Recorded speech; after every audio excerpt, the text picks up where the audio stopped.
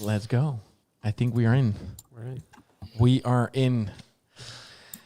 Welcome, guys. Welcome to another stream, a KeokeN stream, a little podcast. We're going to talk a little bit about some the community management, but then also kind of the side of like a Twitch partners, YouTube, people that are YouTube partners, and how to team up with that from a game perspective, game developer perspective, but also for a publisher perspective, but then also from the perspective of somebody that's very much involved into being a Twitch partner.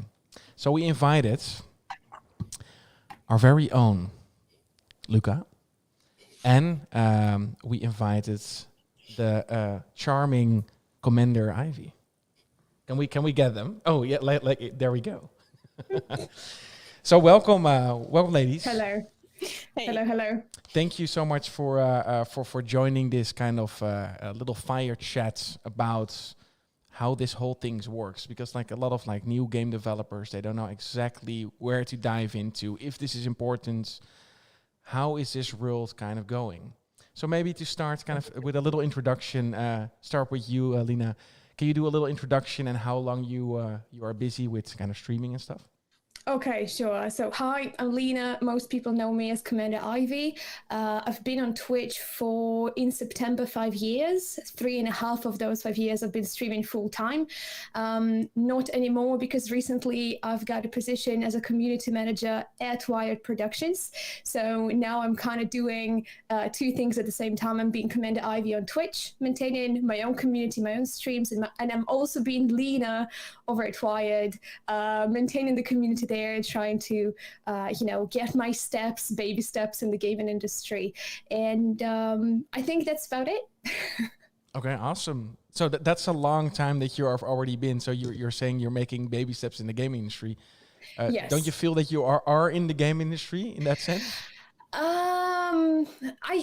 I definitely do know a lot about games, and I have played so many games, both AAA, indie, multiplayer, single player. So from the gamer perspective, from the streamer perspective, I've been there quite a while. As the person who is kind of like inside the behind the scenes, it's definitely been baby steps for now. All right. So we're going to dive a little bit deeper into that. But first, I want to hear a little bit about Luca. Can you introduce yourself a little bit and kind of what you have been doing and what you're doing right now? Yeah, well, my first baby steps in gaming industry were actually back in 2012 when I worked as a community manager. And then, as many of the people who know me online know, I became disabled and I kind of had to stop working. And at 2014, when I became disabled, I discovered Twitch. So I haven't been streaming the whole time since I was on Twitch. I was first being a moderator at some really big channels, and only later I decided to start streaming. And then now I work at KeokeN as a social media manager, which I'm very excited about. So I would say that I have seen the gaming industry from like a few different standpoints. Also, I used to organize conventions when we also had some talks from like gaming industry professionals. So it's a wonderful industry, and I'm very happy that, I can be in it. It is interesting though, because both of you have kind of started to be in the industry by streaming on Twitch. We kind of did it the different way around. So we were a developer, and because we kind of were into the position and the opportunity to say like, hey, we can communicate with our fans and people that love kind of the stuff that we did via Twitch. So we did it from a game developer perspective, thought like, hey, this can be a cool outlet to also use. So it's kind of like different way-ins. Different way-ins, but it's amazing how it goes, because I'm telling my story, and then I'm hearing Luca's story, and then you will hear Paul telling that, okay, we started making games, and then we've discovered that we can stream and then connect with our community via that. It's awesome. It kind of shows how intertwined everything is. For me, how close connected everything is. And I think that's what we're going to talk about today, and I'm excited to talk about it. So maybe to kind of go further on that, when you started this thing, so from just a perspective, if somebody wants to be a content creator, it can be YouTube, can be Twitch, how did you came about to start that? What kind of was the initiator for you to say, like, I'm going to do this? Because I hear a lot of people, they say, yeah, I want to do it, but I first want to have more than 1,000 subscribers. and then I will start something. What will be your starting point, and how did you start? Well, I'm going to start, and then Luca, you can share your story, because they're going to be like a little bit of different perspectives. For me, I was involved with another website that kind of discovered Twitch as well and wanted to use Twitch as another platform to promote themselves. That was years back. And I was a massive gamer back then, and they approached me and they're like, hi, you like video games? Do you want to try streaming? And I went ahead and like, oh, I've never done that before. I'm gonna look stupid. They're like, no, people are gonna love you. So I did that. I did one wild stream playing Mass Effect, because I'm like, if I'm playing a game, that's gonna be the game I love. So I'm gonna be passionate about it. Before I knew it, I started my own channel, and people just started showing up.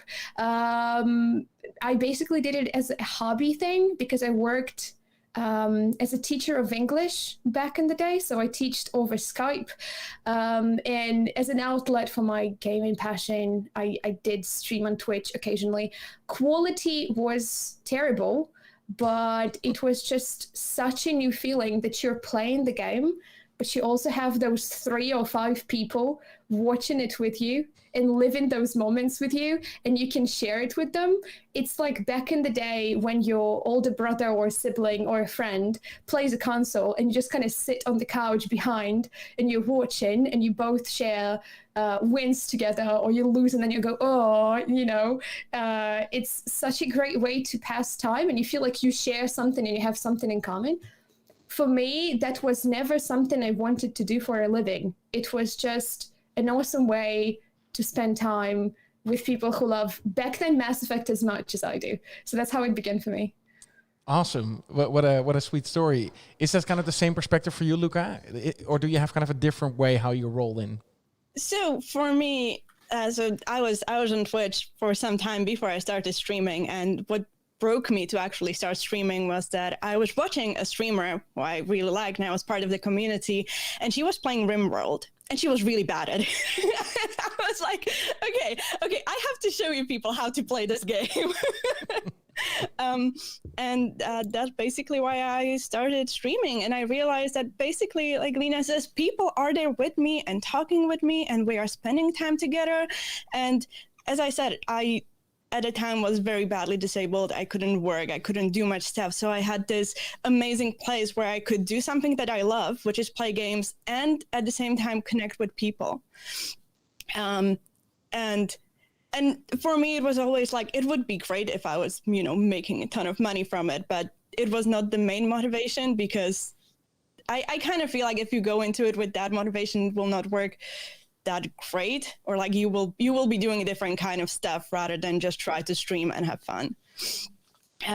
But yeah, so for me, it was something that gave me, I don't want to say like meaning of life, but when you are disabled and you cannot really leave your tiny apartment, then you really need something to hold on to, something good in your life, and that was streaming for me at that time.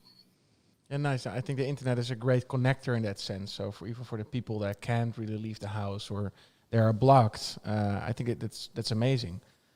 So yeah. For Lena, so when did you kind of like you're doing this for some time, then eventually you get some kind of game developers or publishers approaching you because people want to play or want to make you play a certain game. Do you remember that transition?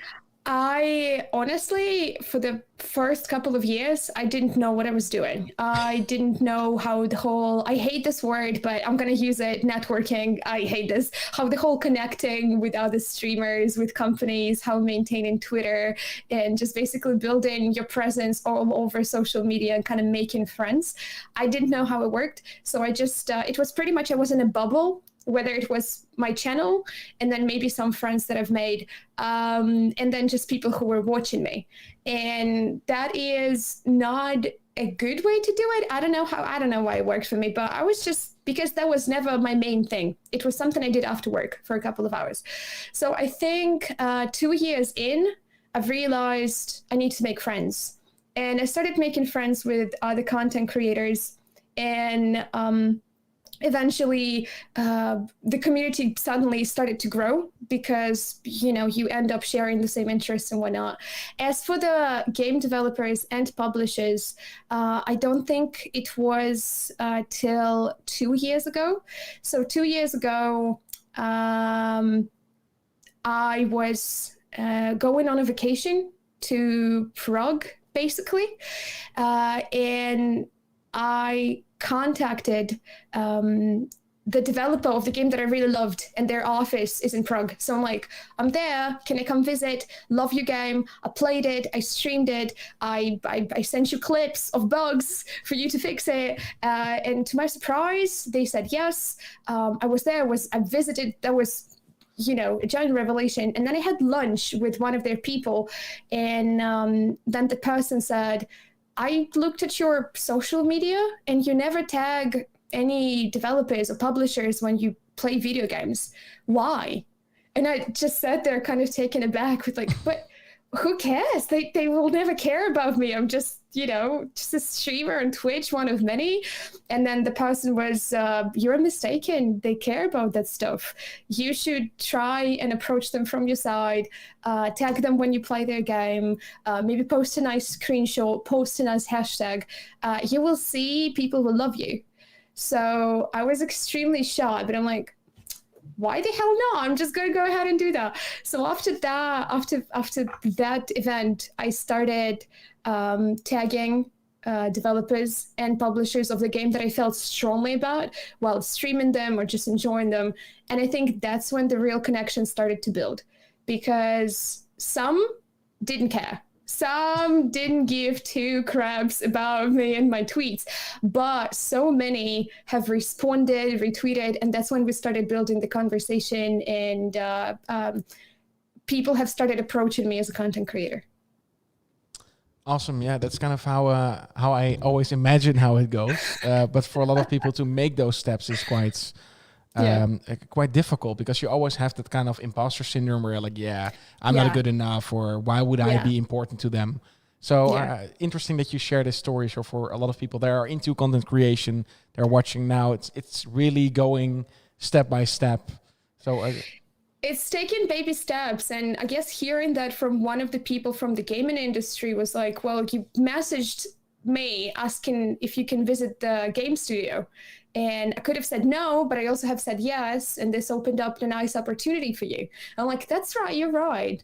And then so they went, well, why not do that? Why not do that for everyone, And it's scary, because you think as you said, Paul, I for sure thought that I'm not worthy, that my content is not good enough, that I don't have enough viewers, that I don't have enough followers. And honestly, if you're very passionate about your content and very passionate about that particular product, game, title, it's followers and viewers most of the time not going to matter. So Luca, do you feel the same about this? I would say what Lina is saying is true for, I would say, vast majority of content creators, if not all of them. I think most people feel like they are never good enough, because the content creation is one of those kind of jobs or industries where you don't see any clear you are doing good things or bad things. You can always do more. If you had unlimited time in a day, you could do so many things, but it's not realistic. So it's really hard to evaluate yourself, whether you are doing bad or wrong. But to get back to the topic, I would say for me, I was tagging people on Twitter from basically from the beginning, and that was pretty much how I got to contact with developers that worked with me or still work with me. And what also works is not only getting to know the sort of the brand account, but if you manage to find the community managers of the games you are into, those are incredibly valuable connections, because in the end, it is about connection. There are so many streamers out there, and you either have incredible numbers that people will look you up, or you have to have something special about you, and having that personal connection with a person can be that something special, and that can definitely open you doors and opportunities. And just asking, like, if you see someone is, going to having a special event at Gamescom or something, you can poke them that, hey, I would want to join in. That is how I got to Gamescom, to stream from there. So would you say that for a lot of people that are into like content creation, they're kind of contact the studio, the development studio, or the publishers. But what you are saying is actually interesting. You're saying contact the community management or the person running the social media, because they are actually searching for something that's beneficial for kind of creating content or content being created by a YouTuber or Twitcher. Yeah, that's great. I even had just game developers, not necessarily people who worked for like on the social media, but just developers just coming to my streams because they saw me, and thanks to that, I had once again some sort of connection to the studio. So there are so many avenues that you like. The official channels, if you can use them, go for them, but don't focus only on the official channels, because they can be a bit boring, you know. Yeah, no, it makes sense. I know how we kind of got into Twitch is because we had this prototype of Deliver Us the Moon. It was just a very short little demo. You're just running to the rockets, and we sent this to, I guess, 1,000 people, 1,000 streamers, YouTubers, kind of email addresses that we found, that we scavenged on the internet. And then just before we launched our Kickstarter, we were lucky enough to land Gronk, one of the big YouTubers in YouTube and also Twitcher, on from Germany. And what happened is they played the game without us knowing it. And then the guy was searching us on Twitter. He's like, whoa, this is a very small company. Let's bomb them as a joke. So this is where our kind of phone started to spin off the table with so much messages coming in. And the first thing what we did is like, okay, we really didn't know what was happening. We're a game development studio. So the only thing what we said is, okay, let's drink a beer on this. Like, this is very funny. And then we were going to react on every one of them. So every little message that we got is something that we reacted on. And that catapulted into a sense like, okay, I think people would love to see our faces. So how can we communicate with them? Let's be on their platform. So this is when we flipped open a laptop and we said like, okay, let's go live with a cam. And I think we broke every rule, and we had copyrighted music, and we were drinking on stream, and somebody lost a shirt, I guess. So that's also not allowed. And this is kind of our introduction, and the people love that. And because we were so much communicating with this incidental generosity of Gronk, the people saw that it was kind of coming from the heart and not kind of anticipating on some sort of, I don't know, a lucrative business or making a business model out of this, just because we love to communicate what we were creating. And that was kind of the moment where we started Twitch, because we got a little lucky shot, I guess.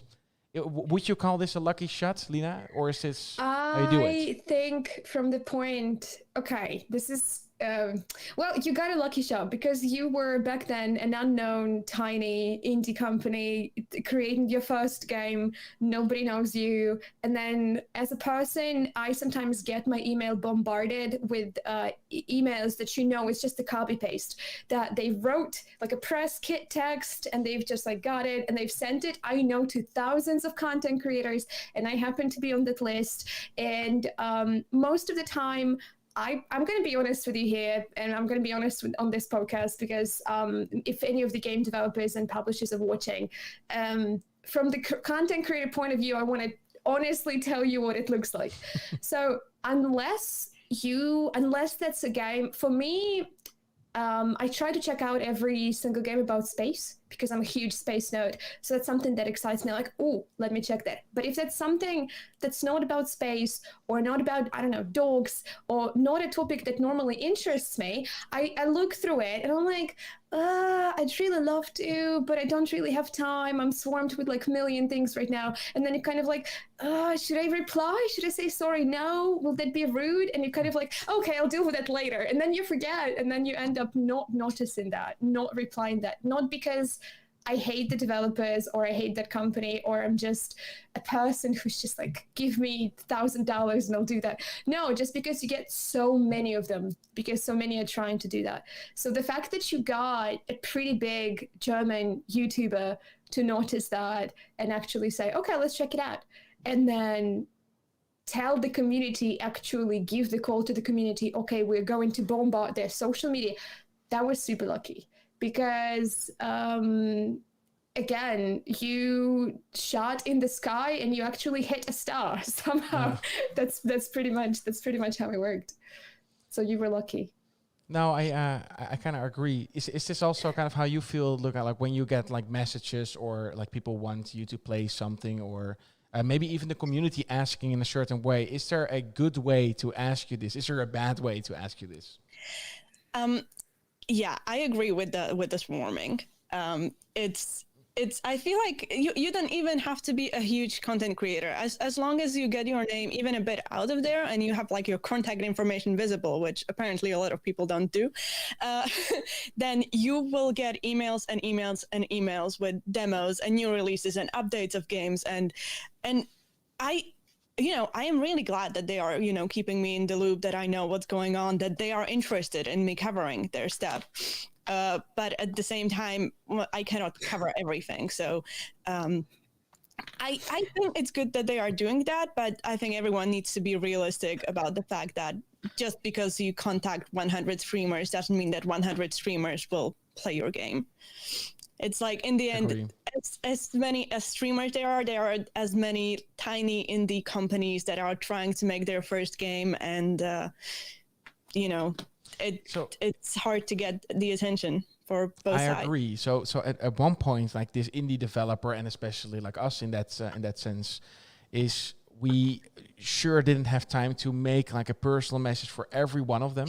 Or would you recommend to say like, hey, just focus on a few that are really into kind of your ball game, like let's say people that are more into space, and just focus on them? What would be a better idea? Just to bomb? I think there is no right answer to it, because as you never know, what's gonna pop up and what's gonna be big between content creators and on Twitch. I'm not sure if we want to talk about it now or later. Probably later, because we have a couple of examples of the games that went super big on Twitch and blew up after 2 years of being out already, right? I think searching content creators that are into indies, that are variety, because some people, like, if you can't approach a person who plays Counter-Strike only, you can't approach them and say, hi, we are an indie publisher and there's a game about space, can you please play it? Of course that person is not going to be interested, right? No matter how big or small the numbers. But if that person is into variety, single player, loves space, and you've seen like similar concept games played before, I guess pick those people and send a more of the personalized message to them. Let them know that you've searched them. Let them know that you've checked their Twitter. Let them know that you've seen their past broadcast. Honestly, that's very flattering. I'm not gonna lie, that's very flattering when they approach you and it's not a copy-paste message, but like, wow, they checked me out. Wow, they watched my streams. Whoa, that's cool. That hits home, and you are more likely to get a conversation this way. But this is like handpicked content creators that you think is going to be a fit.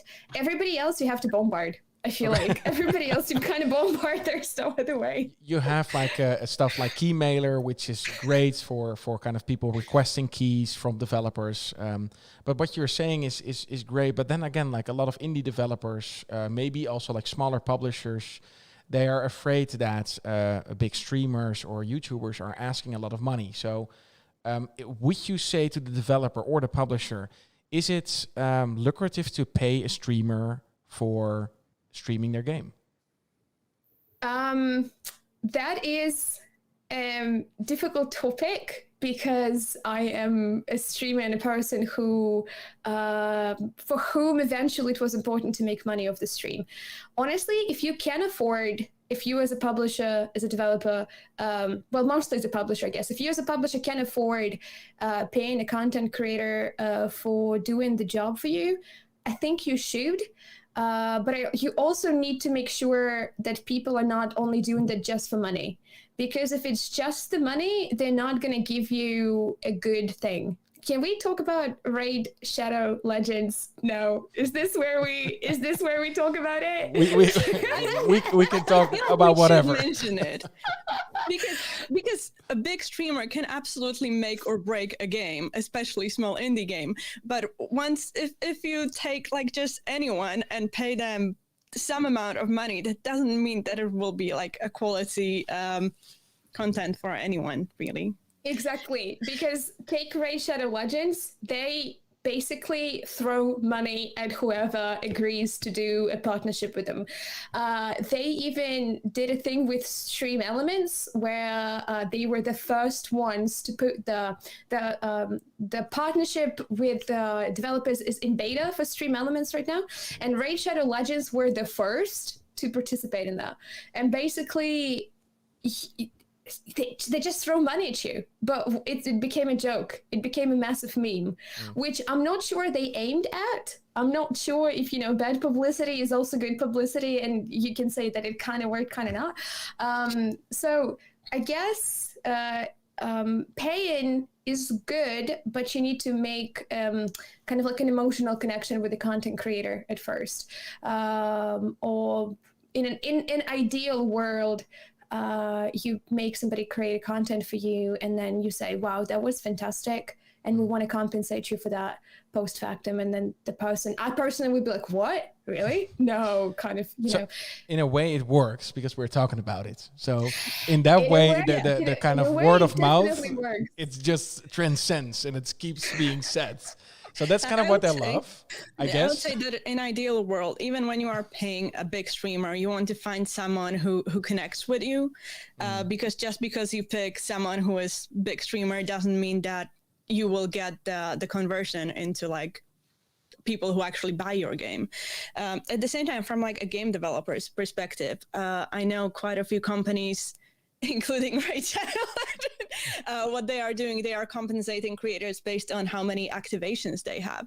So that is a way that makes it maybe like less risky for developers too. But at the same time, you cannot really track it as well, because I feel like content creators, they create content. So anyone Googling the game, they will find gameplay, which is already, it's like, oh, I can actually see how the game looks. And the other thing, it creates sort of word of mouth marketing by itself, that, oh, I watched this person play this game, and you can talk about this with a friend. And suddenly that is not something you can really track in any statistics, any activations like this. But it is something that we should think about.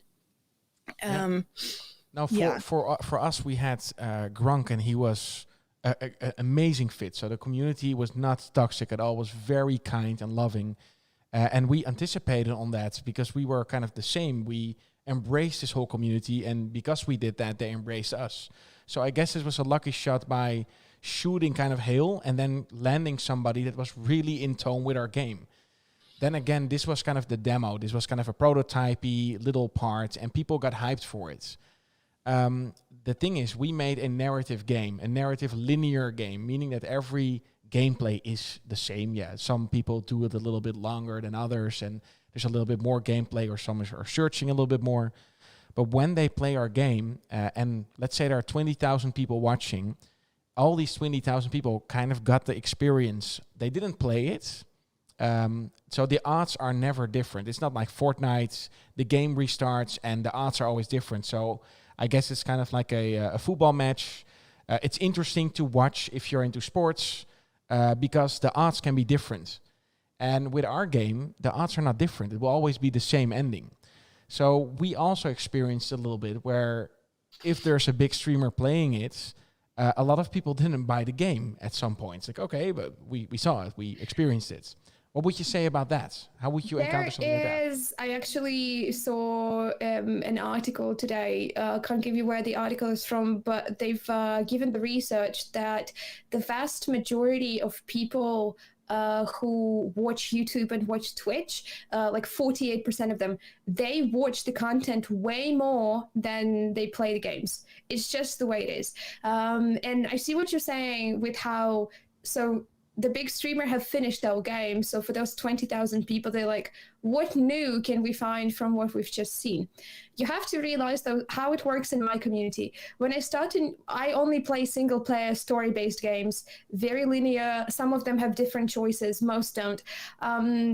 If the person is intrigued and interested by the first 15 minutes of the game, what happens in my community, people say, okay, I'm sorry, Lena. I'm sorry, Ivy. I really like what I see. I really like to try this game. So I'm going to go because I don't want to spoilers, so bye. I'll see you later after you're done playing that game. First 20 minutes is enough. And on one hand, I'm like, no, but you're my viewers. I'm playing it for you. Why did you leave? This is such a nasty move.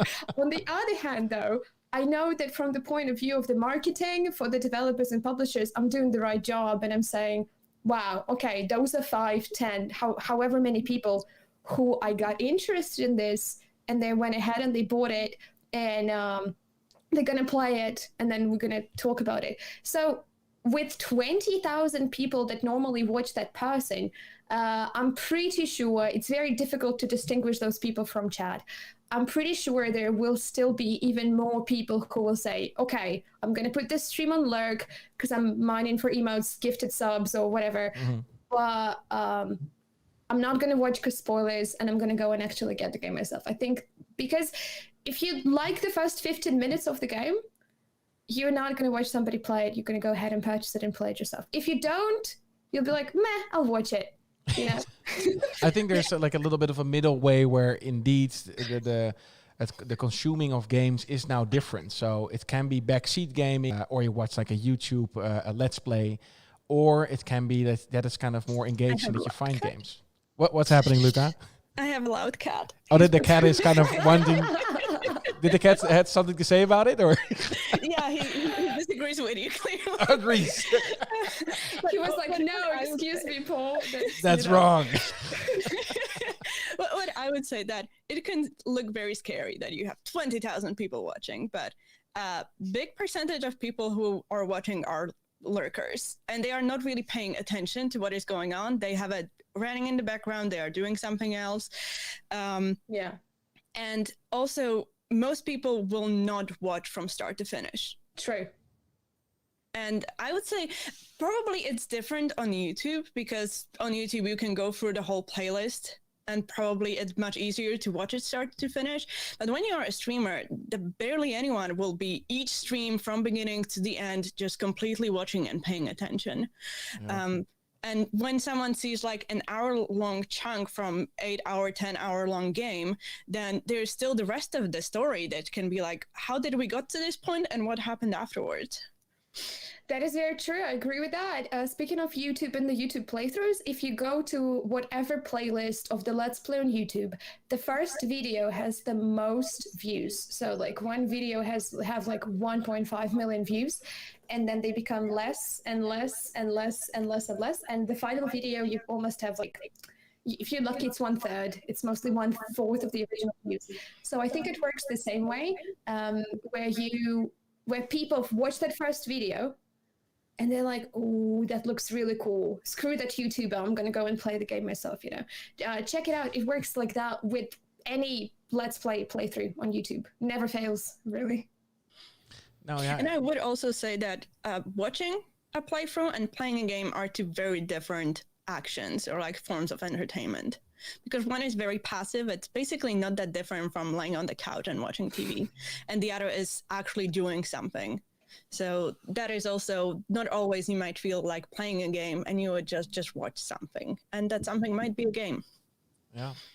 So for our start, kind of when we kind of started the game company, we started to send these out. We had Gronk playing the game, and we did a Kickstarter, and we needed, of course, a lot of attention for the Kickstarter to reach the goal that we wanted to reach.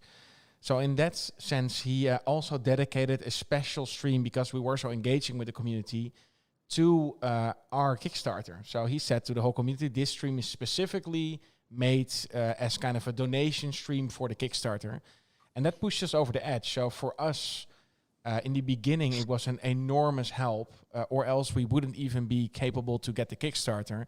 The Kickstarter kind of got us rolling to go to these events and grow the team a little bit. The events, they kind of were responsible for landing a publishing deal, kind of kicking the game a little further. So our whole start was kind of based on the internet, based on a collaboration with somebody that was on Twitch, somebody that we actually never met in real life. We didn't pay off somebody to. It was really kind of organic creation, just because there was some sort of generosity and he liked the team so much and how we anticipated, we got kind of, we were kind of being adopted by him and being under his wing for a second. And that really gave us the leeway to what KeokeN is today. That is true. And honestly, you were lucky, but you also did a smart move of sending the early build to content creators, because the game wasn't out yet, right? It was pretty much just a very early build of what the game was going to look like, right? Yeah. That was okay. So I feel like, again, I'm going to be honest, I feel like many publishers and developers underestimate the power of content creators, like people on Twitch and people on YouTube.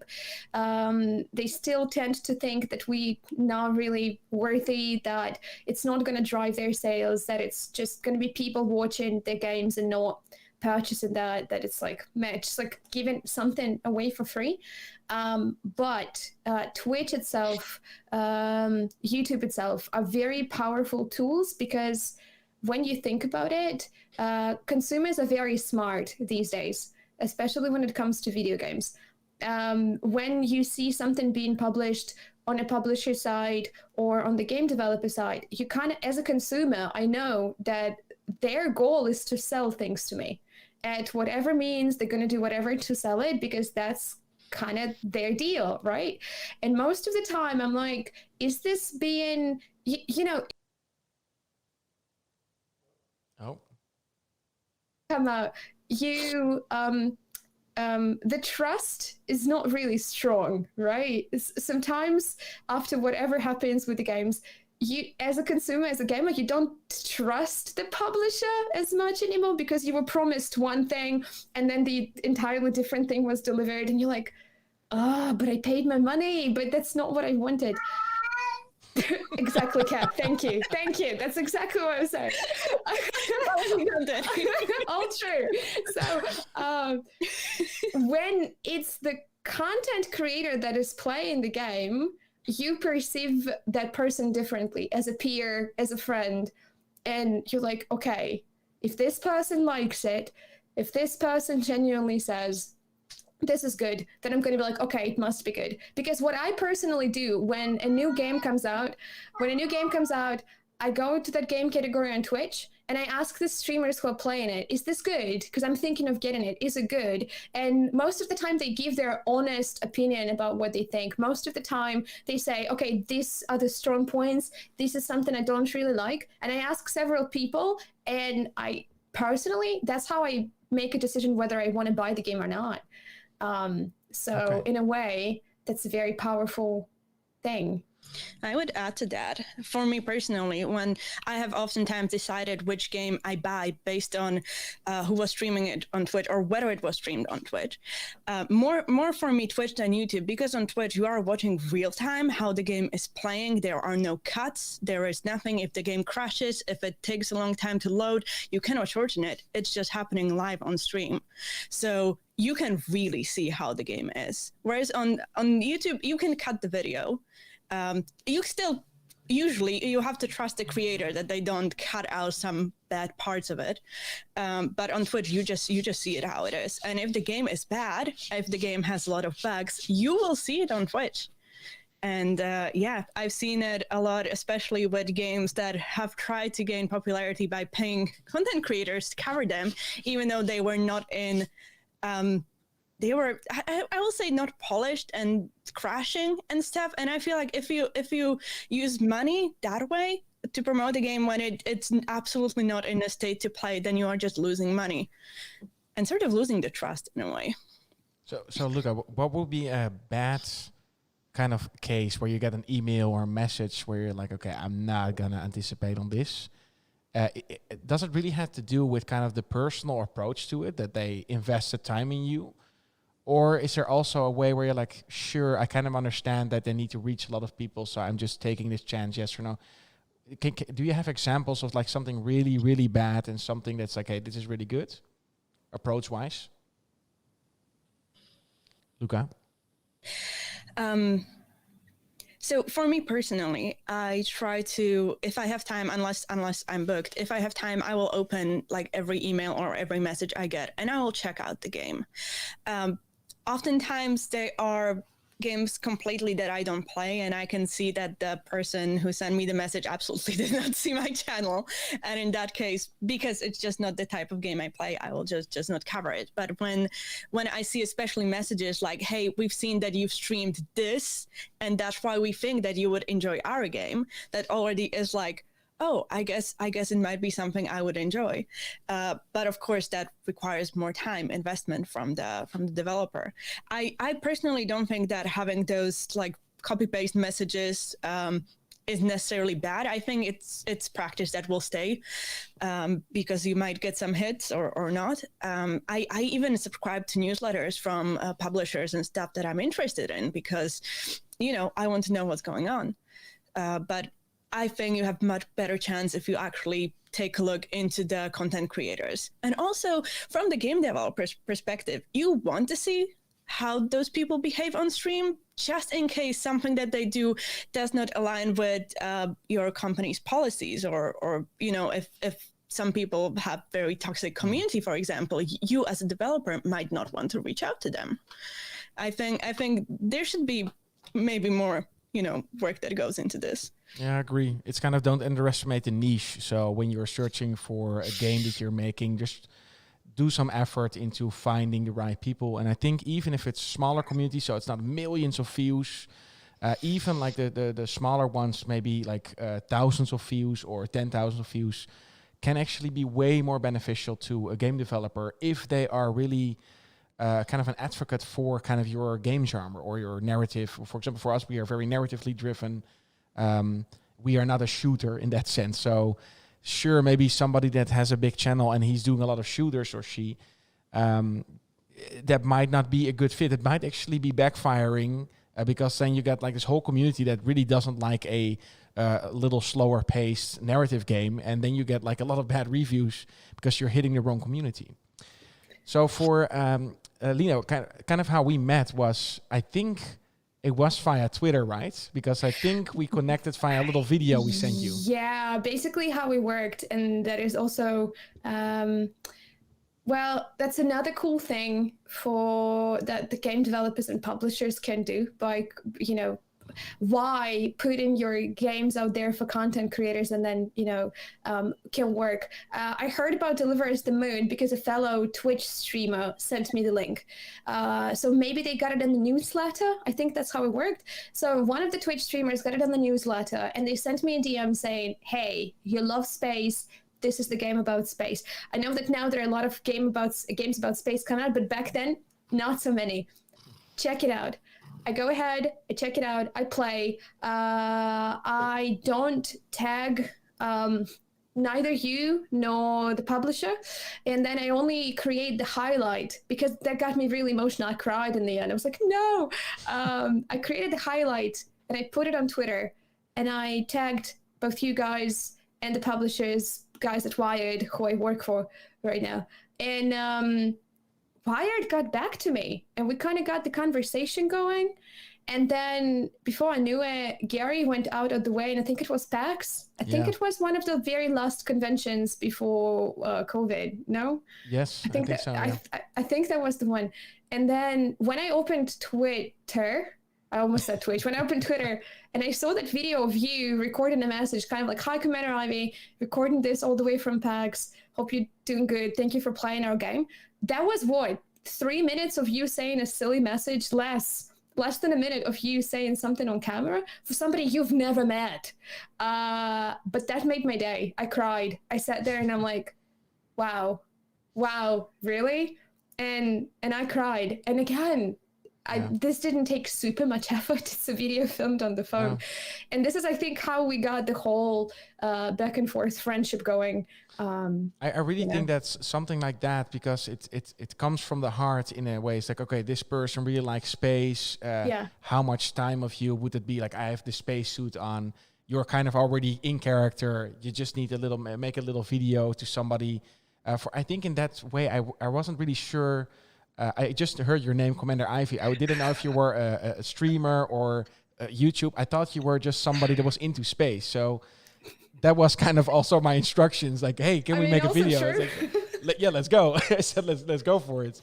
But even these things, I think developers do have time. Sure, they're developing a game, but of course, they should really invest into trying to communicate, trying to engage in like a simple way. And even so, for example, if you would see that same video I shot and you saw it with 50 other people, kind of a similar thing, I'm just changing the name constantly, would you feel cheated?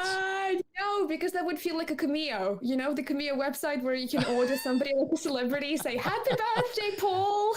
We didn't do that. We made a very personal message and we didn't send it like to 50 other people, but you wouldn't be kind of felt cheated like, oh, I was just one of the 50. Honestly, I would probably feel, wow, I'm one of the 50. Okay. That's also one. Okay, so let's say 1,000. We sent it to 1,000 people. I mean, this is something I think developers should know, is like a secret that everyone should be into.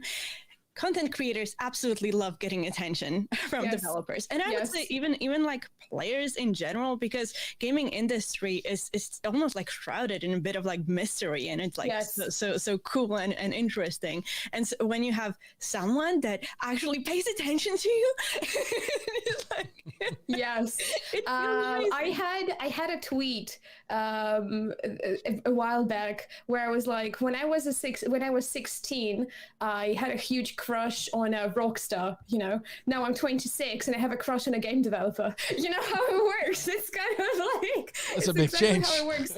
Because like rock stars, you know, 16 musicians now, back 2 years ago when I was 26, game developers were absolute rock stars for me, you know, and getting even a like on the tweet, you know, from one of the BioWare people, because Mass Effect is my favorite game. I had once a like on my tweet from one of the BioWare main producers. I was like, oh my God, it's just a like. That person doesn't know who I am, maybe not ever watch my tweets, but it's just a like from somebody who made the game I love. And I'm like, okay, day made. Okay, that's it. I quit. That's the pinnacle of my career. Good, I'm done.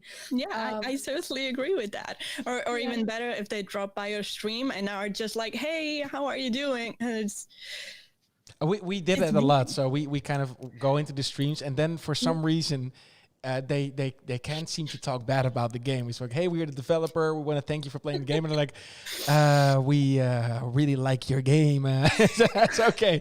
I mostly say that just if you think it's shit, you can also say that. But for some reason, they feel a little pressure. It's like, okay, now I should behave. Well, there is always a pressure, but because that's a huge respect, people get insta nervous because even if they maybe think that some things are not good, it's like, wow, it's a real game developer that stopped by. To support my point, I think I ran the poll on Twitter the other day, asking people, content creators, of what kind of incentive they would want to get from the publisher, game developer, whether they would want to get the free stuff, like picture, like, I don't know, games, keys, merch, whatever, collector's editions, or whether they would want to be paid with money, even however little. And I've got a couple of really nice messages saying, I don't care either about free stuff nor about money. I care that that company actually spends some time with me and my community. Like, stops by, watch the stream a little bit, interact with us a bit, maybe drop a couple of keys for the community to grab, communicate with me on Twitter, actually feel like they care. And that doesn't mean that you have to go to the streamer's every stream or comment under every YouTube video or say, good morning, how are you doing, darling, today? You know, hi, this is your favorite, you know, developer and publisher. But just doing a little bit more than just sending the key and saying, okay, go play this. Good luck, have fun, you know, and talk to you soon.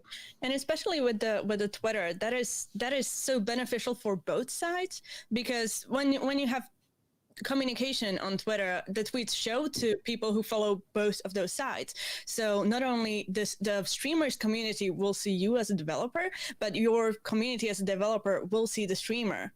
So it's just mutually beneficial, and that's how a lot of streamers grow.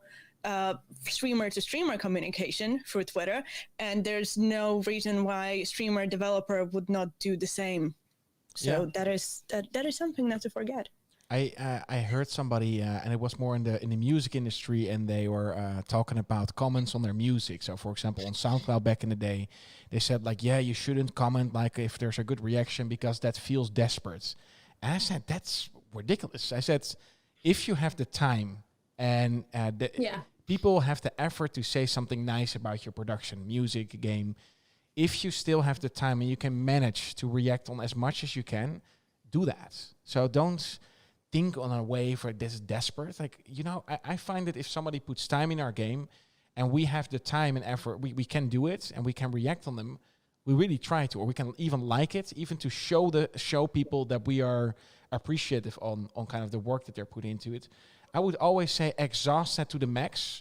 There will be a time where it's so much waterfall that you can't kind of go against that current anymore. So you need to be selective, I guess. But for the beginning, especially as an indie, don't be kind of arrogant and think like, okay, we need to stay in the back because it's kind of the cooler, mysterious developer, artist kind of vibe. No. React on every single one of them. That's what I would do. And that's what we did.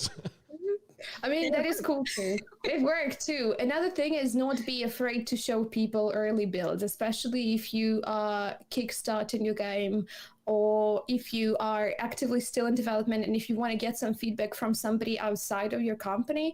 Because when you work on something, and I know that from content creation, you eventually run out of one, ideas, and two, you work on it for so long that you don't notice things that are not so good and things that could be improved. You look at it and like, this is my baby and it's perfect and everybody will love it. And this is probably what most people think as game developers. Don't be afraid. I'm not saying release the game in early access and say, okay, go play it. But having an early build when you know that you're close to, when you know you're close to releasing the game, send in an early build to people, and you allowed people to stream it and play it and create YouTube videos about that. Allow people to do that. You will not only get some awesome feedback on what can be improved and get better, you will also get people interested, and maybe people interested to the point that they will support you even before you release the game. So by the time it's out, you will already have the fan base that be like, come on, when is it coming out? I think there is nothing better than people bugging you. Okay, when is this coming out? When is the game coming out? Okay, I'm done with it. When is it coming out? It can be annoying, but that shows you that people are anticipating it. And how can they anticipate it if they haven't even seen what it's like about, truly? Well, what I see working well, because I love playing indie games, especially tiny studios like 1 to 5 people. That is just like I wish them all the luck in the world. And from what I see working quite well is when they have open beta or even closed beta, but you can quite freely apply to get a key, and then not only. Of course, those to actually play a full game, they will have to buy it, but you already have people playing the game. That way, also content creators can just get into the game and see it. And then when you have an update for the beta, they might play it again with like, oh, what's new? And I feel like this is a really good sort of investment or like way to build community for a game before it comes out, because people also will be, in my opinion, more prone to buy it when they played it, but it was not finished yet. And they're like, oh, that's a good game. I can imagine playing it more. And then when the game comes out full and they're like, oh yeah, I know it's good. Why, it's less danger of like being disappointed in it. I guess from a developer perspective, it can also be very scary to release early unstable builds because it will break and it will. Of people course. have like a different connection. It's like, okay, but this game is completely broken. Frame rates are very low. It's like that is where they're afraid of. I'm kind of the same. It's like if that is really clear. Luca, is that something that you would love to receive? Like kind of this unstable build, but it's about this new game, a new small indie. There's just 50 minutes of gameplay. Is that something you are interested in streaming, or are you saying, hey, I kind of saw this, I played this in my personal time, I'm waiting for the full game to come out? For me, it depends on the type of the game and the type of what kind of content is missing. A lot of the games I play like this are like city builders or simulation games, where often the basic mechanics are already working. So you can, let's say it's a city builder, you can already build your city. You just cannot build that many different stuff. That's the thing that will be added later. So kind of the basic You know what I mean? The basic thing is already there, and you can already spend time there. And usually those things, they are often like, they are not game breaking problems. They're usually if they let you play something like that, it will not be crashing if you click on a building or something. If it's a game where it is crashing, and I know that I would feel like it's sort of unplayable. I would be too annoyed with like all the bugs and stuff, and I would not stream it. And that is something, when I get an email that, hey, check this out, that is a research I do, because I know that if I were annoyed with a game, for me personally at least, it would not be a good content. I know streamers who will play a game that crashes and is broken and will make fun of it. No way. Take it. Are you making fun of prototypes, Lina? I am a huge fan of prototypes. This is my absolute passion. Seeing, first of all, I totally agree with what Luca said. There are so many people who will never touch a game that has game-breaking bugs, and they have the perfect right for it, because it's a stress for you. If it happens on stream, you are stressed out. But I personally love that. And I've played a couple of very early demos, and even if you send me the gray box stuff where it's just like, placeholder people running through placeholder boxes, I would have so much fun playing that, because I'm like, ooh, so that's how it's made. And I'll make the most fun of it. If it's the game that has a lot of bugs, man, I love that. Okay, I love that. If they're not freezing my PC, if they're not making me reboot my entire system, please give it all to me. I love bugs, and I think I thrive on it. There is a game that I played on release that just released raw, because they had to. They're like, we'll fix it later. Frame rates, as you said, were terrible. It was a bug fest. But honestly, I had 2 games like that. It was the most fun experience, both for me and my community. That was the most fun experience ever. One of them were from an indie studio that released a project too ambitious for them. They fixed that. It's a perfect game now, but it really super terrible. Another one is a AAA, but it was awesome, And honestly, if you have a chance as a streamer, I'm speaking for myself, I'm famous at breaking games. I will try and do stuff, even with the games that are already out, that will break the game. My community loves it. They're like, ooh, she broke the game again. So that's what you can do. With the early builds, it's even cooler, because we get to feel like we're QA, and then people can start suggesting, oh, what if you can do this? Can you do that? Can you go and jump on that wall 3 times? What happens if you go back and forth and open that door a million of times? Will it glitch and fly to space? So as you said earlier, you have to know who to give that early build to. What kind of community will create awesome content out of it, It is a little bit of management of expectations there. So there needs to be a guidance, little message to it, and then the streamer or YouTuber can kind of say that as a disclaimer before. For example, we still get a lot of people, since we were kind of forced situation where we needed to release the game with an open ending. So we had Deliver Us the Moon once with a very big cliffhanger. And we released that, and still some people, they reacted on that, and they're like, yeah, but this is the game with kind of the nut ending. It's like, yeah, we already fixed that, but that's kind of tough, because you released it with this open ending. Some people are still in the under the impression that it's still open, but we finished it. So sometimes it's a little bit more about that management of expectation, I guess. Management of expectations for sure. And when you release the early build, just put a giant ass watermark all over it saying, this is a work in progress. This is an alpha build that we're doing there. I know people will still ask and will come to chat or come to YouTube channel and say, ooh, this game sucks. This looks terrible. And you have to tell them, guys, this is early access. We get to see the preview.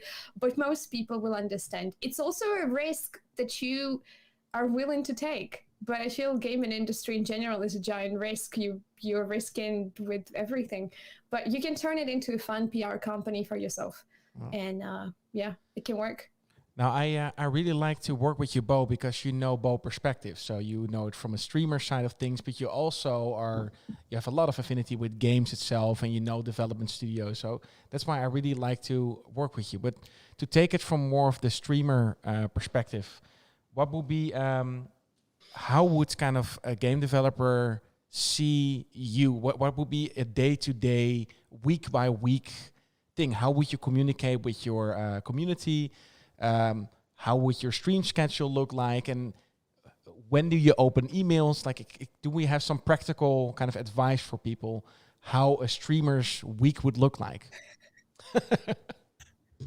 In short, In short. a mess. In short, a giant mess all over the place. Luca, the same for you? I would say there are so many different kinds of streamers. There are streamers who have managers. There are streamers who have full-time jobs and try to stream on the side. And there are streamers in between. So it depends on everyone's individual situation. Are you structured? So for you, Luca, for you specifically, are you very structured in this way? Do you already plan these things out? Do you know what games you are playing? Are you booked in that sense? I personally, I love planning. I love planning. Unfortunately, with my health situation, it's not always possible. So sometimes just health decides that I cannot stream. I cannot sit in a chair for a week. That happened to me before.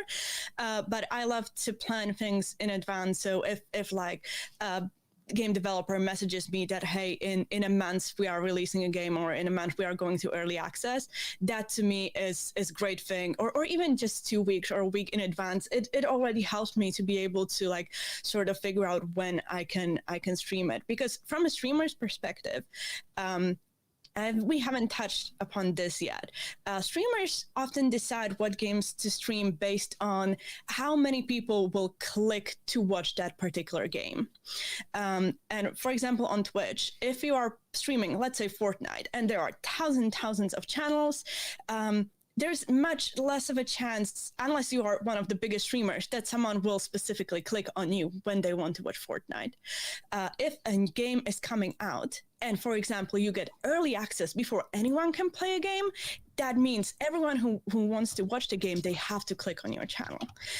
So there are these sort of non-monetary incentives to get streamers to play your game. And that also, if I am able to play a game in early access before general public can play it, for me, it jumps into higher priority, and I will try to fit it into the time when, the most eyes will click on me, because there are streamers who will not get a key and will have to buy the game.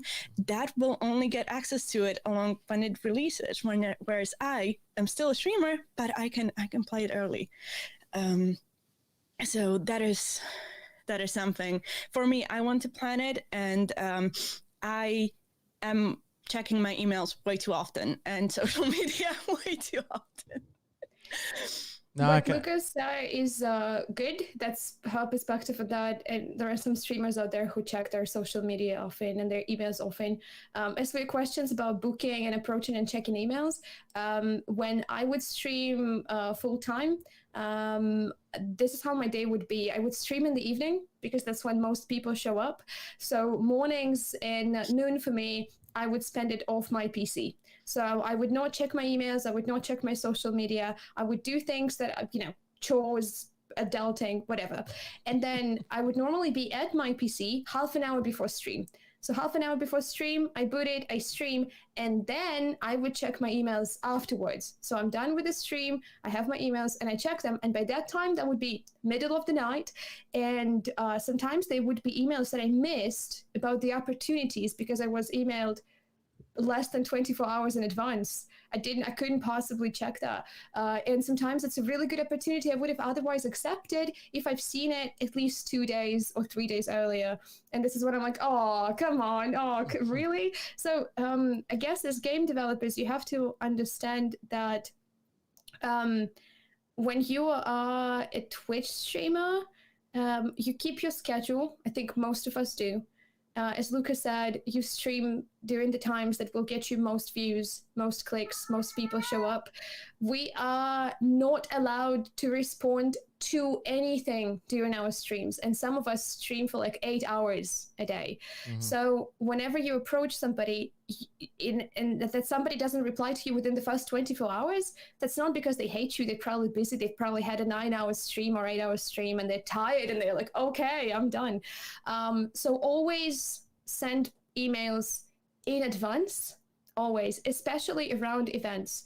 Because during that E3 time that was happening, especially now that everything is online, we have online Gamescom, online E3, companies trying to get their presence via content creators. And this is when I got swarmed with emails of asking me to do stuff on the same dates. Literally, like within the same 3 days, several games wanted me to be present there for them. And I'm like, I physically can't.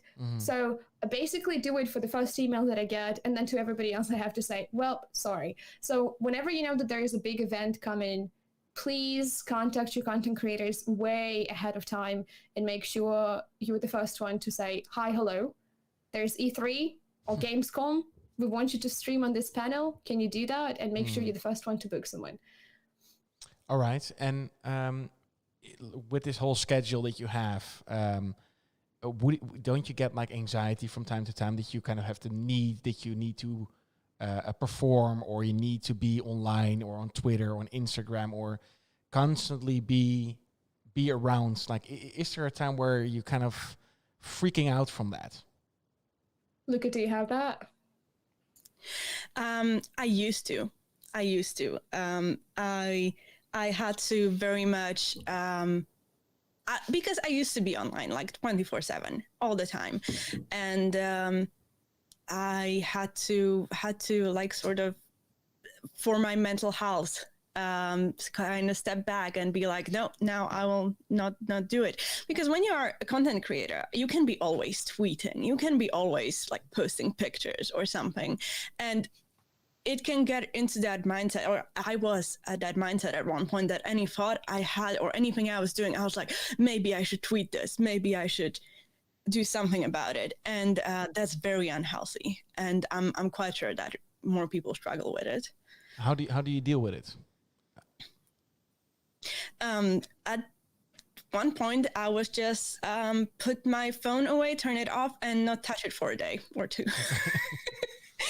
Just to, because that was when I did that, I realized how often I was like sort of wanting to reach for my phone to tweet something or to do something or to check something. So that was like, for me, like first real wake up call that this is not okay. And then after that, I was just able to sort of deal with it. All right. I personally hate it. I hate having to be online. This is something that I know that I can't get rid of now that I am a community manager. So I basically am supposed to maintain online presence, even if it's for a company and not for myself. But to be honest with you, I hate it. I grew to don't like social media because I spent so much time on it. And often I sit and I say, I wish I could go offline everywhere, delete every single social media and just have a nice job somewhere. I don't know, maybe cooking for dogs or having a dog shelter and not have anybody in the world know what's going on with me, because you get very tired of that. At the same time, I realize that this is what I'm good at. This is what I do best. So I guess if you hate it, that's how you make sure you do it right. No, but so why do you continue? Because I think it's very honest of you to say like you hate kind of that idea. Is there also something that you love about it? Like why you can't leave it? Of course. It's a love-hate relationship. It's kind of like a toxic relationship that you get stuck in. There's a lot of things I love. I love a work and a career that allows you to be creative. Being a community manager for Wired pushes me to be creative. You always have to come up with the new stuff. And this is the most amazing thing ever. A work that allows you to kind of like think out of the box and shine with the creativity. That is cool. I thrive with it. I love being on camera. This is what I do best. talking to people, streaming, it's just like you put me there, I can be here for 9 hours and not shut up for a minute. This is what I do, best. I love connecting with people. I've met so many awesome people through that I would never want to say goodbye to and not talk to ever again because of the connections that I've made. And there are really good things about it, like giant movements, video games, charity, and all of this stuff, a huge driving force. When I say I hate it, I don't want to say, oh, I hate all of you. No, I hate that I always have to be online, Okay. I'm trying to limit on what I post out there, pictures wise, tweets wise. I'm trying to still kind of distance myself from it because it feels like I'm an open card, an open book entirely. And, I become kind of like part of the Matrix. The Matrix got me, and I don't want to be just like part of the Matrix entirely. So I think every streamer or like content creator or anyone who has like more of an audience online should be aware of how, I don't know whether not natural is the best way to call it, but the sort of relationships that often are from there are called parasocial relationships. And they are often more like one-sided because like if you are like an open book and everyone who is following you knows what's going on in your life, they feel like they really know you, but you don't know them. They are not your friend, even though they might feel like they are your friends. And I feel like in a way, content creators especially should be aware of that and should know or like should be on lookout for when there are signs that it's not okay, that there might be people who might stalk you or just might get overly attached, and you just need to be aware of it and make sure that it doesn't get into a bad place. Although I do think that a lot of people, they get into a bad place, and even some people sort of profit from it, because if you get people who are obsessed with you, they will share stuff about you, which will bring you more people. It is beneficial to you as a content creator to get more eyes on you this way, but it's not healthy. And so that's something I would not want to do. And that is something I am, keeping an eye on. So for kind of seeing both sides now, so you look at you see it now from the game developer perspective, running kind of the social community from that side, but then also being a streamer. Is there something that you kind of unexpectedly found out about being now with a game developer, if you compare that to seeing it from more of a streamer perspective? Is there something that you learn? Like, hey, I didn't expect this. This perspective. I would say with streaming, people expect to be your friends, like with those kind of weird relationships. Whereas if you are speaking as a brand, they are not expecting to be your friend. They are aware, oh, it's a brand. Like, yeah, there is a person behind the brand, but it's less close of a relationship, or maybe less of a pressure to be so close. They will not ask brand like, oh, what you are wearing today, or like, what have you been up to this weekend? I get that all the time. What are you wearing, Bo? No, I can imagine. You don't have that with a company, since it's more of an image of multiple people. There's not one personality that's connected with. While if you are a partner or a streamer, it's mostly about the streamer. So it's that one person that's kind of being in the image, in the spotlight. It is said that streamers are in like two main categories. Either you are really good at a game, like professional gamer, or it's about your personality. And vast majority of people are personality streamers. So yeah, it's literally mainly about you. Yeah, you are playing games, but people don't watch you because of the game. They could watch any other person playing that game. They are watching you because of you. Lina, how is that for you? Do you have like another perspective now since you're working with Wired? Yeah, absolutely. Because when you're a streamer, you're your own boss. You're free to do whatever. You're free to tell whatever, unless you've signed some big ass NDA with the company. But most importantly, you can, as Luca said, you can make it a little bit more personal about your personality. You share some of your personal stuff, and no matter what, it makes it easier to connect with people. Now that I'm representing the company on social media, it's harder to break the ice wall, if you know what I'm saying, when you are being the company. because there are certain tone that you have to follow. You're a brand, so you have to follow, the brand rules.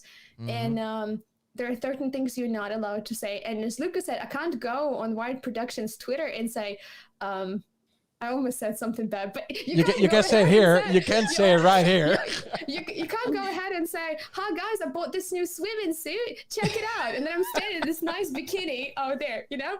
Please comment and retweet right now. Because we need clicks. Also, I'm like, Photoshop the name title on that bikini. So there is a lot of things that you cannot do, and also you are, I guess, perceived as a company who is, as I mentioned earlier, people, not all people, but some perceive you as, are you talking to me because are you trying to sell me stuff? They're always a little bit suspicious.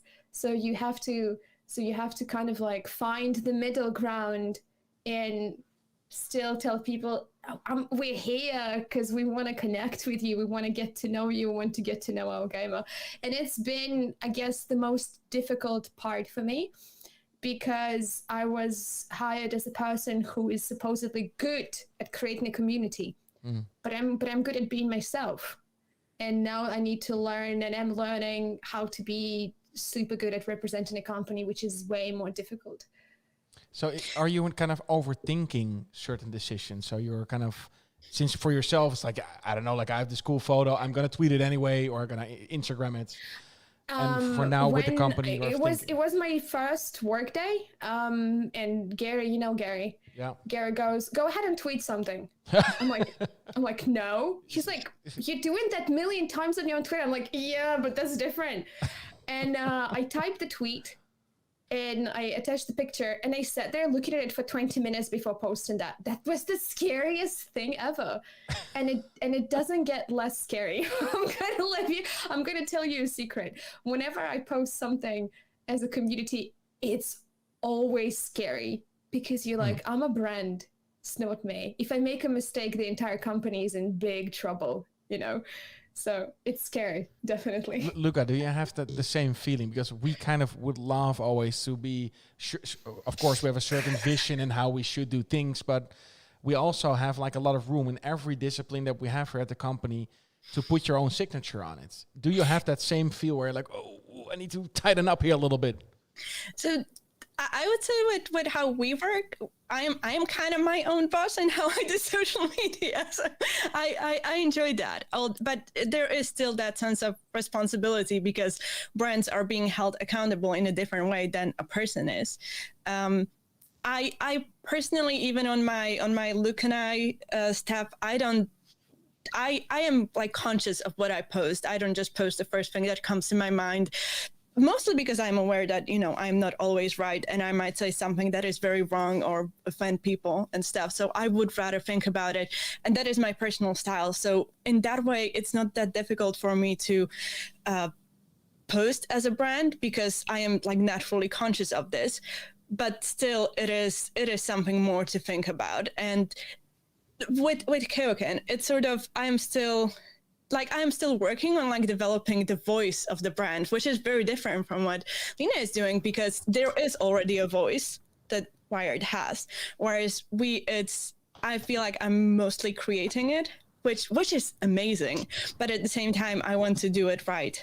Yeah. No, so of course we have kind of a vision, and we love to show everything as transparent as possible, kind of to get people behind the scenes, behind the development, and show the people that work here, so people have a little bit more of an open window into our company. It's like, okay, that is interesting. This is what they are making. This is kind of the people that are behind it. This is the people that started it. This is they do podcasts as well. So it's kind of a hub of discovering cool things while being kind of a personality. So we don't necessarily have a rule. It's like we need to have a certain tone on the internet. We can say whatever. It shouldn't be too polite. And if we make mistakes, we don't really care.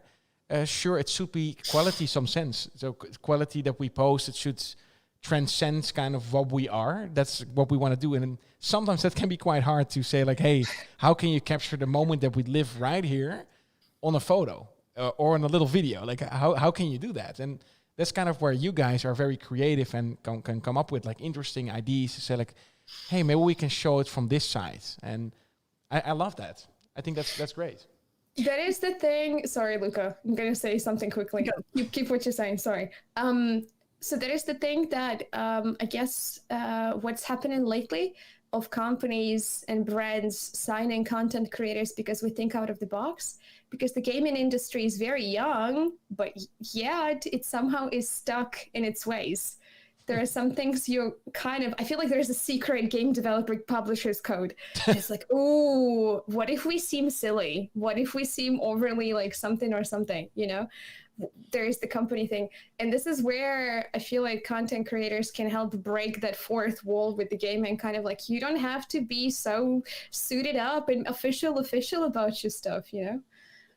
And what I wanted to say that like there is one thing from like game developer social media that no one really talks about because it's boring, and it's all the business side of things. I find it fascinating, but you will basically never hear any gaming company talk about that. And usually you cannot, because there are, you know, there are NDAs or whatever that you just cannot talk about it.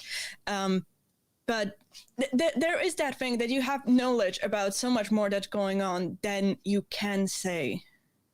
Yeah. And that is something I think if you are just a streamer, you might have some NDAs, but it's never the same as when you are a company and there are so many things going on behind the scenes.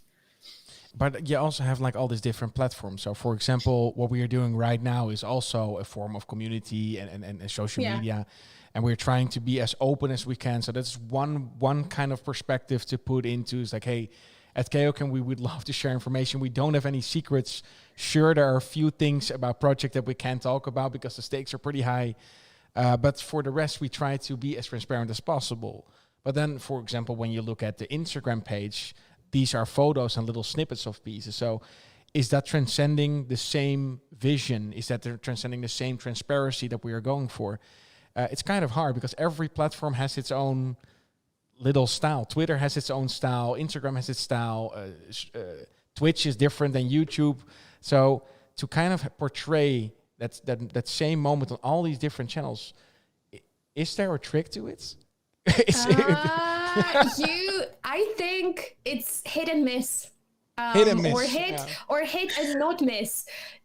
We keep saying this industry, everything, streaming, game development, games being in such close connection with us, it's so young.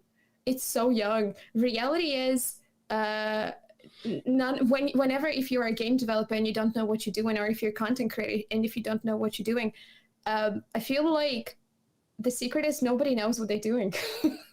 Well, maybe some people up there who are like super like business models, but majority of people kind of don't know what they're doing. There is no guide, like game development for dummies. Okay, so stage 1, you do this. Month number 3, you do this. To be successful, you did this and this and that. We're kind of riding it right now, all of us together with social platforms and Twitch and game development and how we approach that and create this collaboration. This is all new. So we have to try things. We have to risk things. Some things work and they work super well. Like people in chat are saying Mediatonic and Fall Guys, the way they handle their Twitter and social media, nobody has ever done this before and it worked perfectly for them. You know, sometimes you try stuff and it flops. Nobody cares about that, but it doesn't mean you shouldn't stop trying. There is no scenario really. The part of the trouble, I wouldn't even say that it's like because it's a young industry, but because especially social media, they keep changing, and there are trends and one social, like, remember Vine? That was all the rage at some point. Now there's TikTok. Facebook was at some point everything, and now it's like slowly dying depending on where you are. Some social medias are more in some countries than others. For example, I'm originally from Slovakia. No one has Twitter. Facebook is where everyone is. There's the Russian, right? VK. Ukraine, Slav countries, and then and in a way, I don't think you can really like hack it because it's constantly changing. You have to keep trying and you have to just see how it goes. And like, yes, ideally you will have like different things that you post on different social media, so it like min maxes it. But in the end, we are people and we don't have unlimited resources. And maybe if you have a huge marketing team where each social media has a group of people that are specialized only on that, you can do it. But in reality, especially with indie game developers, you never have that possibility. You just try to wing it. And I would say that try like all the social media basically that you can, just try it. And if you see that one of them really works, focus on that. No, I like that. It's I always say if there's a new platform, then consume it for 6 hours before you're kind of posting on it. It's very true. But then again, like it's trial and error. I really, it's kind of the same as kind of starting a company. You need to try a few things out, and if you're too scared to even move, then there's nothing happening. So a lot of people are scared to make mistakes, and that makes them freeze. And I think that's in general in life a bad thing. So I guess the same counts for community management and social media. And even for streaming, there are often people posting like, how do I start streaming? And like in the end, the advice is like, click the button to start the stream. I was about to say, you just get yourself a microphone and whatever camera you're having and just click the button and see how it goes. And it's like, you will most likely suck at the beginning because you need to learn it. You will do it badly, but thanks to doing it badly, you will learn how to do it better. I guess it's the comparison that people make. So when they start something and they compare it to you, and they say like, okay, but they are there, they have this camera set up, there's a computer set up, and they kind of compare their start with the end result of somebody that has been doing it for years. And that can be very tough because then it's also some sort of demotivation when they want to start something. It can be a streaming, it can be content creation, it can be even starting a business. People say like, yeah, but I want to have an office like you, or I want to have the community you have, and then they compare it to kind of the result that you have booked since of years. What would you say to them? Like, how can you get away that motivation or that demotivation and motivate them again? In a way, it's not only with streaming, it's with everything. I think every single human can fall into it because you will never be the best. And if you are the best in something, there are still other people who have something better than you do. And you have to look inside because you will never fix it by becoming better than everyone else. You have to just take advantage of what you do have and build on that, because you can never get better by just looking at what someone else has. I agree. Can totally agree. Another thing is, that's going to sound like I'm trying to coach, like I'm an Instagram coach, but it's true though. It's a cliche phrase, but it's all about the journey, not about the end result. Because if you only care about the end result, and that's how it felt for me. I had a thing where I wanted to hit Twitch partner, no matter what. I just had it as my goal. And Twitch doesn't help with the whole achievement thing that pops up on your dashboard. They're like, hi, you're like halfway there, that many numbers left. And that was my goal. That's the only thing I saw. I'm like, have to get there. What happened is I got it. And then I was like, what next? You just sit there and you're like, so I'm here, I'm a Twitch partner. It's kind of like what you can get.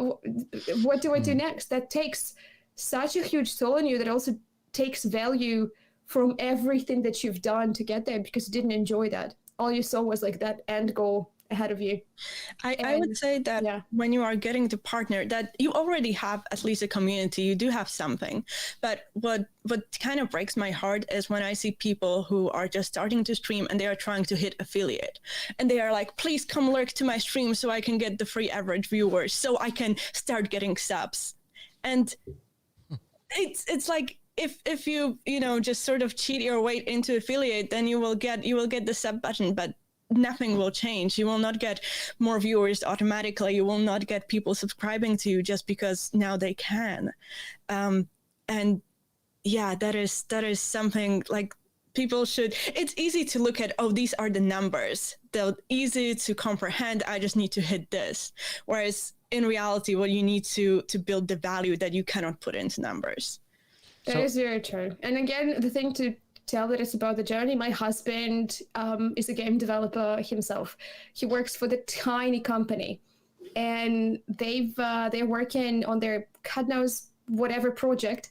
And the previous projects were not released for various reasons, COVID or whatever. And he would come home to me and he would say, I feel unaccomplished because I'm a game developer who hasn't released a single game. We spent sometimes months and years working on it, but we haven't released it. And I'm like, I know how you feel, yeah, but then have you learned something new while making them? And he's like, oh yeah, sure. I'm like way more experienced now. I'm like, so enjoy this as a valuable experience. The world hasn't seen your game yet. It means that you have to put a game out there that people will love, you know. So I guess. What did you think was behind that Twitch partner? Was there some sort of like feeling of happiness or feeling of satisfaction? What is the expectation that you have that lies beyond that achievement? That I had a feeling, as Luca said, same with as an affiliate. If you get the sub button, you're going to have partnerships and people showing up. That's what I thought would happen. I was like, okay, I'm going to hit that partner, and then people are going to, you know, all of the hardware producers, all of the game developers, they're all going to be knocking at my door saying, you are our favorite Twitch partner in the world. Play our games, take our money. We love you, and you're the only one that's cool. No, That was not the reality. The reality is nothing changes. It's like, no, nothing changes. You get there, but nothing changes. You don't magically wake up being super famous or something. It's a good thing to have, yes, but it's just one of the milestones on your way to, you know, greatness. It shouldn't be the end goal, and for sure isn't. It doesn't help. No. All right. I think that's useful advice for people that's starting. It's kind of not, but a lot of people understand when diving into something like that. There's the feeling that there is this kind of Valhalla behind that hill. No, Valhalla doesn't exist. Not with the purple check mark. Okay, no. So it doesn't exist somewhere else. Possibly, but I'm still to get there. But I'm trying to enjoy the journey. You know? Nice, I like that. Are you agreeing, Luca? I would say that the important thing to realize is that you can be a partner, you can have the check mark and no developers that want to work with you, and you can be an affiliate with 10 average viewers and you can have developers working with you. In the end, it's about what you want to achieve, what makes you happy. If what makes you happy is talking to people and having community, for that you don't need a purple check mark. If your goal is to make money from streaming, basically for that you also don't have to be partner. You just need to have community that will send you money. Yeah, it's just about what makes you happy. If you want to have a lot of viewers, then you will min-max what game to stream or when to stream and all these things. Or you just want to play whatever you want because that makes you happy. And yeah, maybe you will get less viewers than if you were min-maxing it. But, you know, it makes you happy. It makes it fulfilling. It's just about what you want. The numbers in the end, they don't mean everything. No, true. I kind of wanted to conclude this stream with kind of a tip to kind of the viewers, people that want to be in streams or maybe game developers. We kind of already touched on a little like tips and tricks here. I see the cat is kind of enjoying this. Cats, actually. I thought it was just one. There's another one now. Mm-hmm. All right. Three. Oh. Nice. The one that is not there is the one that was screaming. Would you say this is the road to success, having 3 cats? That's it. It is definitely something that makes people follow my channel. Maybe, Lena, is there anything you want to kind of add to this conversation? I think we touched kind of some subjects on different perspective, game developer, but then also from the streamer side. Is there anything you would like to add kind of in general for the people that are watching? Yes, for people who want to stream and for people who are game developers, publishers, if you're watching this, do not be afraid to try new things and approach new people. Do not put yourself in the bubble where you surround yourself just by content creator or just by fellow developers, publishers. Don't do that. Try to approach and think out of the box, and don't be afraid to collaborate with each other, because I feel like this is how we're going to thrive. And now I'm talking from the point of view of the content creator and from the point of view of the community manager. My end goal now is to build a bridge between the two, because I know the two worlds. So let's build that bridge, all of us. Let's work towards that. Awesome. Thank you, Leah. Luca, do you have anything to add to say, like, hey, this is a burning thing, I need to let the people know? In the end, like, if you simplify it from both ends, it is about connection between people. Whether you are a content creator connecting with your audience, or game developer connecting with either streamers or people potentially buying your game, it is about building that connection. And there are many ways to go about it, but you cannot do it on your own. Totally agree. I hope that the people that have been watching are kind of a little bit more knowledgeable about the whole subject, community management, streaming, both sides. I hope we could be transparent and kind of open up a few kind of hidden secrets. I don't think that we really have, but sometimes you need to ask the right questions to open up the right answers for people. So I hope for the people that have been watching that you enjoyed this kind of fire chat about community management. How do you call this whole thing? Socialism? I don't know what the word is for this. Media marketing. Yeah, just maintaining social presence, I guess. Social media presence. Something like that. No, but thank you so much, Lina, Commander Ivy, and Luca for doing this stream. I think it's awesome. I got a little wiser from this, and I hope that the people that have been watching as well. So thank you very much. Thank you for having me. And for the people, for the people that have been watching, we will return back with a new stream. I think we have some very cool stuff in the future. We also do some more like casual streams where we're just playing some games, other indie games as well. But I hope we mix it up in the right way where you guys are like, okay, this is a little bit more fun and this is a little bit more informative. For now, I wish you a very nice evening, and we'll see you next time.